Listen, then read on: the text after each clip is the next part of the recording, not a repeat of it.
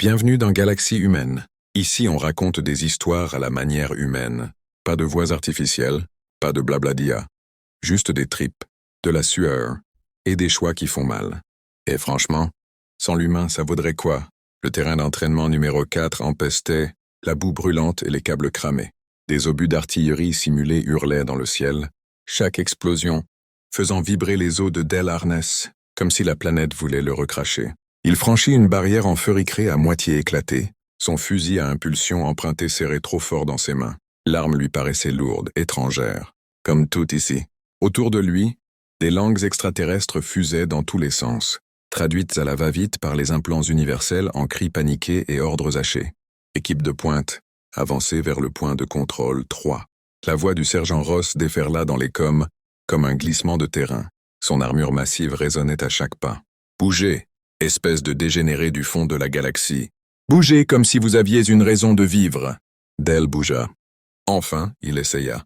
L'armure standard du pacte stellaire n'était clairement pas faite pour l'anatomie humaine. Ça lui pinçait les épaules, ça remontait là où ça devrait pas. Et ça lui rappelait à chaque pas que les humains, dans cette galaxie, c'était un détail après coup. Il tentait de suivre Cog, l'éclaireur synthétique. Facile pour lui. La machine glissait au-dessus du sol sur un coussin d'air. Tout en chrome et en glyphes d'équilibrage clignotant. Devant eux, un filet de cargaison électrifié barrait le passage. Un obstacle d'enchevêtrement, qu'il disait. Cog passa à travers une ouverture sans effort. Del, lui, accrocha sa botte. Il trébucha, battit des bras, et s'écrasa comme un rocher mal lancé, à moitié pris dans le filet. Une vibration sourde monta dans l'air. Un bourdonnement de prédateur. Devant lui, un mur de lumière rouge pulsait. Un champ de confinement plasma. Dernier obstacle avant le point de contrôle. Ernest, c'est quoi ton problème? Juste un peu coincé, chef.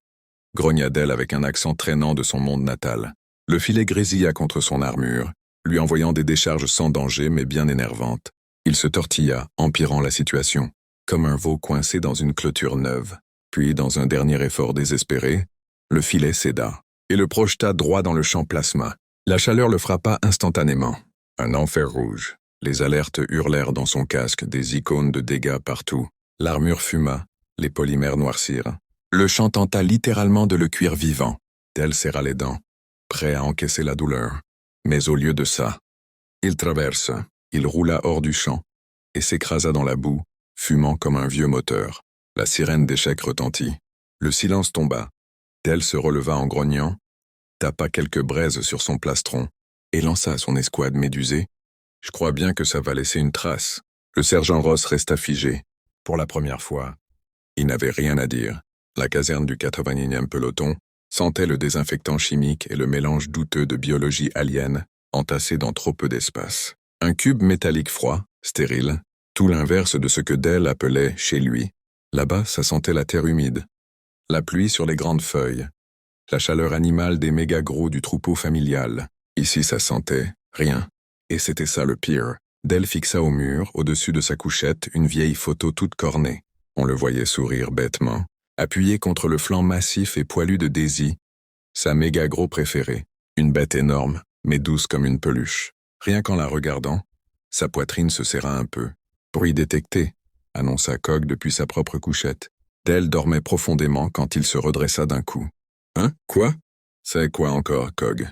Ton cycle respiratoire nocturne, précisa le synthétique. Tu ronfles? Un petit voyant rouge clignotait sur son châssis. J'ai comparé le son à ma base de données. La correspondance la plus proche est celle d'un moteur atmosphérique en train de rendre l'âme. Del se frotta les yeux. Désolé pour ça.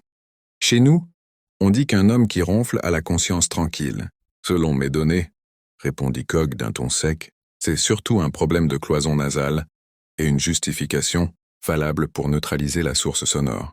Tolor, la médic cerulienne, leva les yeux de son écran de données et esquissa un sourire doux. Moi, je trouve ça rythmique. Ça m'aide à méditer. Le châssis de Cog émit une série de clics confus. Vous êtes tous les deux biologiquement déroutants. Del se dit qu'il était temps de faire la paix. Il se leva, fouilla dans son casier et sortit un paquet sous vide. Dès qu'il l'ouvrit, une odeur riche, fumée et poivrée envahit l'air aseptisé. Bon, peut-être que ça arrangera les choses. Il leva une bande sombre et sèche. De la viande séchée. Du bœuf. Mon père fait la meilleure de Rijom. Il entendit un morceau à Cog. Le synthétique se pencha, analysa l'air avec ses antennes, puis recula. Tu veux que j'ingère un morceau de muscle? Préservé provenant d'un mammifère décédé. Allez, fais pas ta chochotte. C'est bon, ça pique juste comme il faut. Refus catégorique. Dell se tourna vers le sergent Ross, qui nettoyait son fusil au fond de la pièce. Chef, négatif. Je consomme uniquement des nutriments régulés. Ton jerky serait incompatible avec ma biochimie. Taylor secoua doucement la tête. Merci, Dell. Mais mon métabolisme est trop sensible. Dell haussa les épaules et mordit dedans. Le goût familier lui fit un bien fou. Un petit bout de chez lui a des milliers d'années-lumière. Cog l'observa mâcher. Récapitulons, dit-il lentement. Ton espèce traverse du plasma, génère des ronflements sismiques et prend du plaisir à mâchonner de la chair animale séchée. Quelles autres anomalies caches-tu? Dell esquissa un sourire tranquille.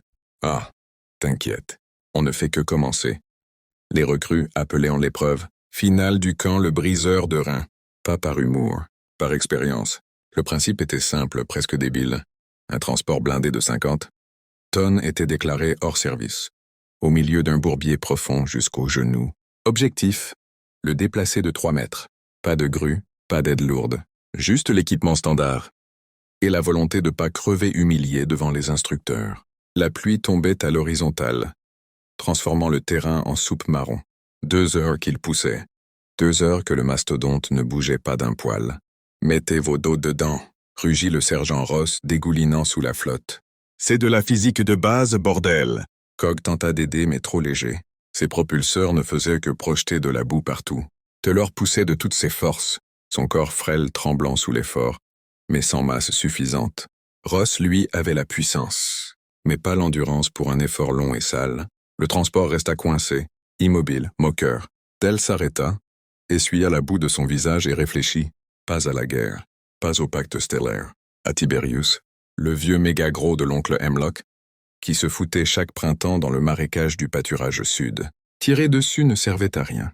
Pousser non plus. Fallait ruser. Chef, lança Dell, coupant le flot d'insultes. Cette méthode marche pas. Ross lui lança un regard noir. Ta première remarque intelligente de la journée. Harness. T'as une idée ou tu veux juste philosopher dans la gadoue? Dell scruta les abords et repéra une barre de soutien abandonnée, 3 mètres de long en plastacier épais.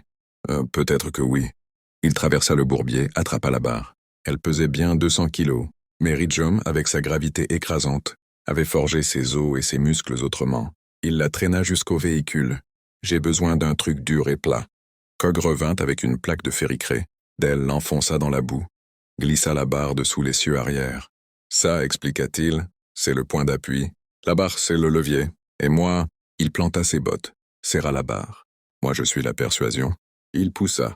Ses muscles brûlèrent, ses veines saillirent. La boue glissait sous ses pieds. Le transport résista.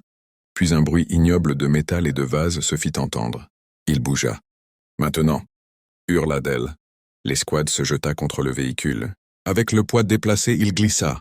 1 demi-mètre, puis encore, 3 fois, jusqu'à ce que le transport soit à 3 mètres de sa position initiale. Silence, puis la pluie. Ross s'approcha de Dell, le regard dur, puis posa les yeux sur les empreintes profondes laissées par ses bottes. Rapport à l'infirmerie. Et à partir d'aujourd'hui?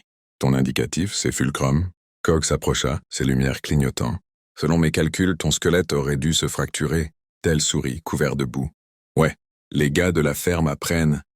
2-3 trucs. La remise des insignes fut rapide, sans fioriture. Le 81e peloton se tenait au garde-à-vous dans le hangar orbital, les nouvelles armures renvoyant la lumière crue des projecteurs. Le sergent Ross ne fit pas de discours inutile. Votre phase recrue est terminée. Vous êtes maintenant soldat du pacte stellaire. Vous avez été testé. Vous êtes acceptable. C'est le plus grand compliment que vous aurez de moi. Dell échangea un regard avec Cog. Acceptable. Fallait croire que c'était de l'amour. Version Ross. Quelques heures plus tard. Ils étaient à bord du SCS Indomptable, un transport d'assaut compact. Direction la faille de Percé. Mission officielle. Patrouille de stabilisation. Mission officieuse. Voir si les petits nouveaux tenaient la route sans crever au premier contact. Leur première sortie se fit sur un planétoïde, catalogué X9. Un caillou gris en orbite, autour d'une étoile mourante. Pas d'atmosphère digne de ce nom, juste de la poussière, des cratères et un silence oppressant. Restez vif, murmura Ross. Le calme, C'est souvent le mensonge préféré de la galaxie. Ils avançaient en formation, les bottes crissant sur le régolithe. Tel tenait son fusil bas, mais prêt. Ce n'était plus un exercice. Chaque geste avait soudain un poids différent. Un éclair, un impact. Tel fut projeté en arrière avant même de comprendre. Un tir plasma l'avait frappé en plein torse. Le monde bascula.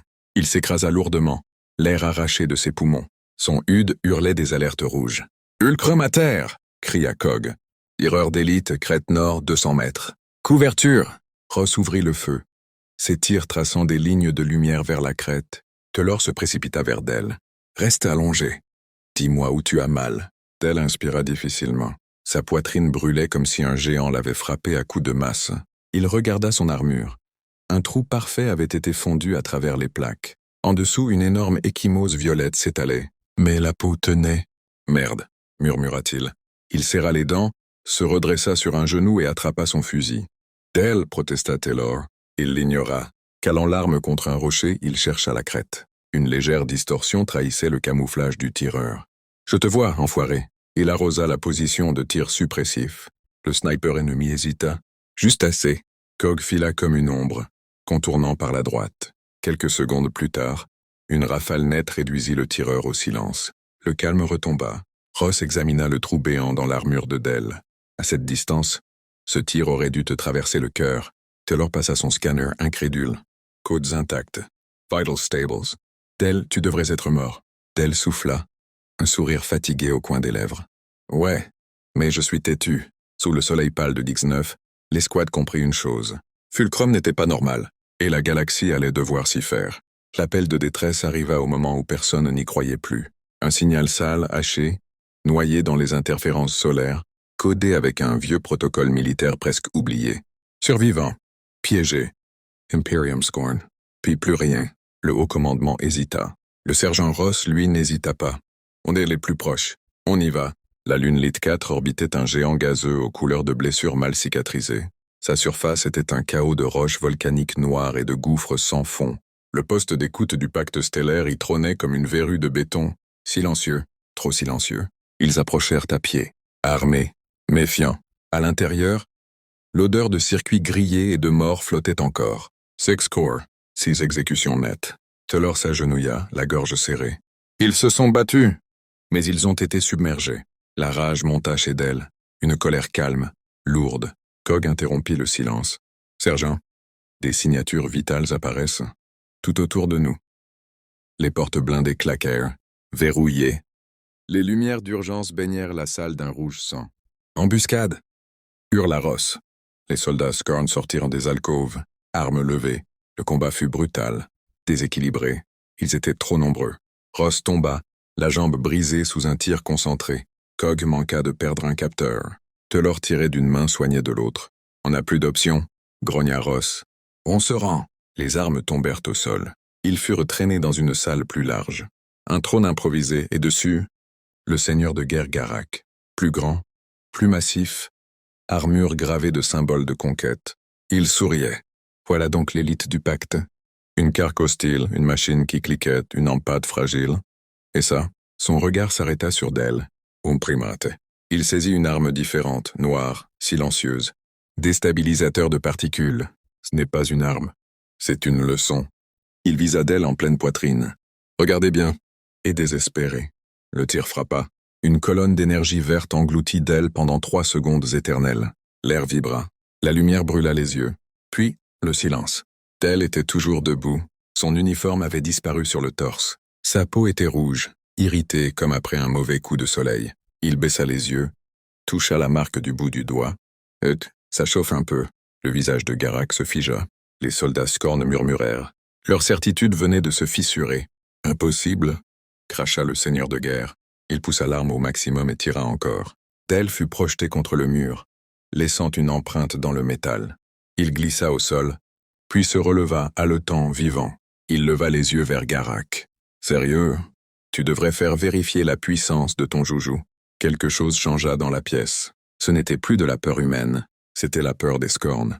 Ce jour-là, la galaxie comprit une vérité simple. Les humains ne sont pas les plus rapides, ni les plus avancés, mais quand l'univers essaie de les briser, ils se cassent les dents. Et dans Galaxie humaine, ce n'était que le début. Euh,